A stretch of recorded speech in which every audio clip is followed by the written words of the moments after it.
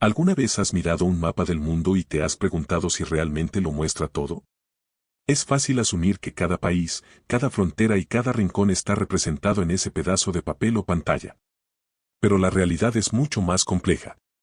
En este video, vamos a explorar una parte fascinante y a menudo desconocida de la geografía mundial, los países que, a pesar de tener bandera, gobierno e incluso población, no existen en el mapa oficial. ¿Cómo es posible? ¿Qué significa que un país no exista? Y lo más intrigante, ¿por qué algunos territorios perfectamente organizados y funcionales son ignorados por el resto del mundo? Acompáñame mientras desentrañamos los secretos de estos países invisibles, sus historias únicas y el impacto que tienen en la política global. Prepárate para un viaje lleno de datos sorprendentes, ejemplos concretos y curiosidades que cambiarán tu forma de ver el mundo. Para comprender por qué algunos países no aparecen en el mapa oficial, primero debemos sumergirnos en el concepto fundamental de lo que realmente define a un país. Aunque a simple vista pueda parecer una pregunta sencilla, la realidad es que esta interrogante está cargada de complejidad histórica, política, social y jurídica. El concepto de país no es algo absoluto ni inmutable, más bien, es el resultado de siglos de evolución en las relaciones internacionales, las construcciones sociales y los acuerdos legales. Según uno de los documentos clave en el derecho internacional, la Convención de Montevideo de 1933, se establecieron 4 criterios esenciales que deben cumplirse para que un territorio pueda considerarse un Estado soberano.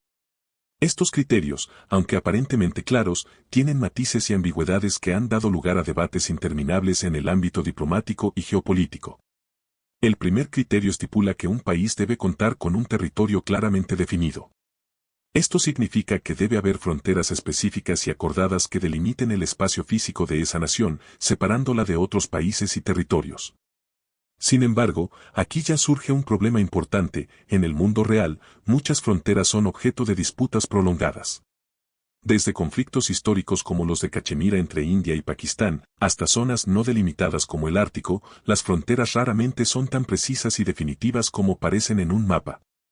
Este requisito plantea preguntas cruciales: ¿qué sucede con los países cuyas fronteras no están claramente establecidas o son disputadas por otros? ¿Pueden estos territorios reclamar su estatus como estados? El segundo criterio establece que un país debe contar con una población permanente, es decir, personas que vivan de forma estable y continua dentro de su territorio. Este requisito parece relativamente sencillo, pero al analizarlo en profundidad, encontramos casos complejos. ¿Qué ocurre con territorios que tienen una población flotante o nómada? Por ejemplo, hay regiones en el mundo donde las poblaciones se desplazan estacionalmente debido a factores climáticos, económicos o culturales. ¿Significa esto que esos territorios no pueden considerarse países? Además, ¿qué pasa con lugares despoblados como la Antártida, que no tiene una población permanente, pero sí bases científicas y presencia internacional? Este criterio, aunque aparentemente claro, plantea más preguntas que respuestas. El tercer criterio, y quizás uno de los más importantes, es la necesidad de un gobierno. Este punto hace referencia a la existencia de una entidad centralizada que administre, regule y tome decisiones en nombre de ese territorio y su población. Sin un gobierno, un territorio no puede operar como un Estado funcional. Sin embargo, no todos los gobiernos son reconocidos o legítimos a los ojos de la comunidad internacional. Algunos territorios tienen gobiernos en funcionamiento, pero son considerados ilegítimos o separatistas, lo que complica aún más su estatus como países reconocidos.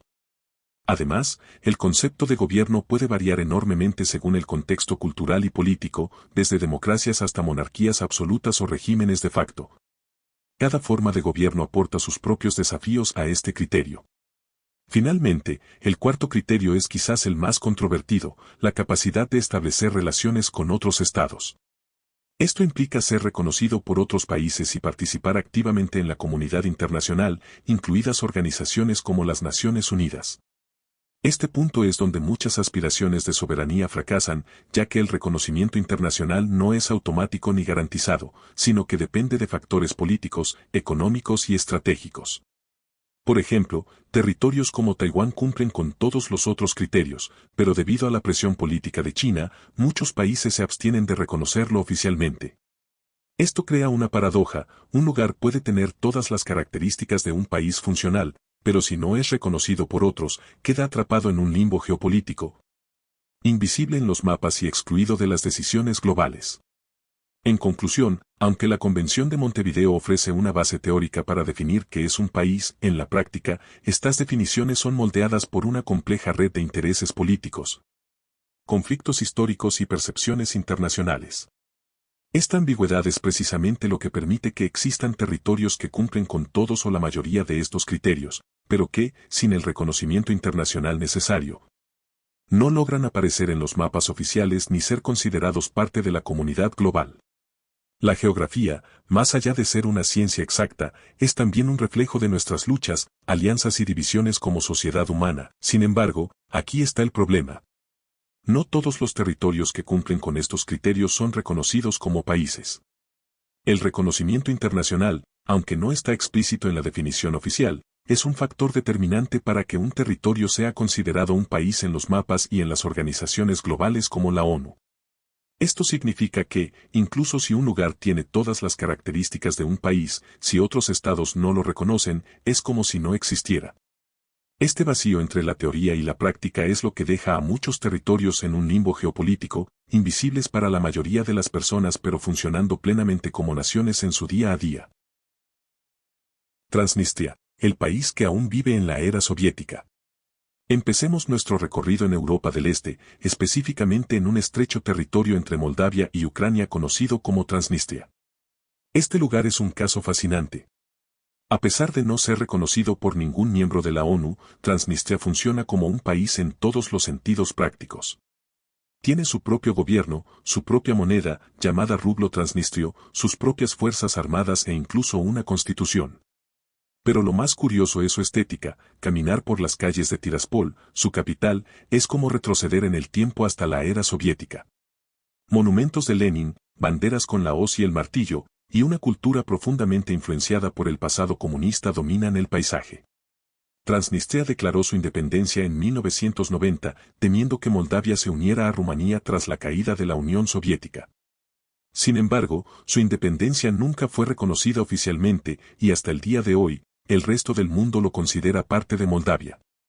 Esto no ha impedido que los transnistrios vivan su vida como si fueran una nación separada, con pasaportes propios que, irónicamente, no son aceptados en la mayoría de los países.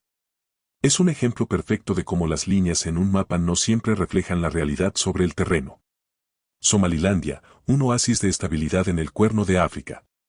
Ahora viajamos al Cuerno de África, una región conocida por sus conflictos, pero que esconde un territorio sorprendentemente estable, Somalilandia. En 1991, tras el colapso del gobierno central de Somalia, Somalilandia declaró su independencia. Desde entonces, ha mantenido un nivel de estabilidad y democracia que contrasta enormemente con la violencia y el caos de Somalia. Tiene su propia moneda, sus propias fuerzas de seguridad y ha llevado a cabo elecciones libres y justas. Sin embargo, Somalilandia no ha sido reconocida por ningún país importante, en parte debido a la presión de la Unión Africana, que teme que el reconocimiento de Somalilandia pueda inspirar otros movimientos separatistas en el continente. A pesar de esto, los somalilandeses se enorgullecen de su independencia y trabajan para ser reconocidos como una nación plena. Mientras tanto, permanecen invisibles en los mapas oficiales, un ejemplo de cómo la política internacional puede eclipsar las realidades locales. Además de los países no reconocidos, existe otro fenómeno fascinante, las micronaciones. Aunque no son técnicamente países, estas pequeñas comunidades han declarado su independencia de manera simbólica, creando sus propias leyes, banderas e incluso monedas. Si bien suelen ser vistas como excentricidades, algunas han logrado captar la atención del mundo. Se describen casos como Sealand, Liberland y Molosia, con detalles más extensos sobre su historia y características.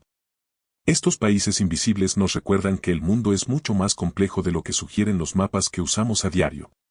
Desde territorios con sistemas plenamente funcionales hasta micronaciones que desafían los límites de la creatividad humana, cada uno de estos casos pone en tela de juicio nuestras nociones de soberanía, identidad y pertenencia. ¿Quién decide qué es un país y qué no? ¿Deberían estos territorios ser reconocidos oficialmente? Estas preguntas no tienen respuestas fáciles, pero nos invitan a reflexionar sobre cómo percibimos el mundo que nos rodea. Y con esto llegamos al final de nuestro recorrido por los países que no existen en el mapa oficial, pero que, sin duda, Tienen historias fascinantes y una presencia mucho más significativa de lo que pensamos. ¿Qué opinas de estos territorios? ¿Crees que deberían ser reconocidos como países independientes? ¿O piensas que los mapas oficiales reflejan lo que realmente importa? Me encantaría leer tus ideas en los comentarios, porque este tema da para un debate muy interesante. Si te gustó este video y quieres seguir explorando el mundo conmigo, asegúrate de darle like para apoyar este contenido y que más personas puedan descubrirlo. Y no olvides suscribirte al canal si aún no lo has hecho. Aquí hablamos de geografía, historia y curiosidades que te dejarán con ganas de aprender más sobre nuestro asombroso planeta. También activa la campanita para que YouTube te avise cada vez que suba un nuevo video. Prometo traerte temas igual de fascinantes e increíbles que este. Y, por último, comparte este video con tus amigos, familiares o cualquier persona que disfrute de descubrir datos únicos del mundo. Gracias por acompañarme en esta aventura geográfica. Nos vemos muy pronto en el próximo video. Hasta la próxima, exploradores.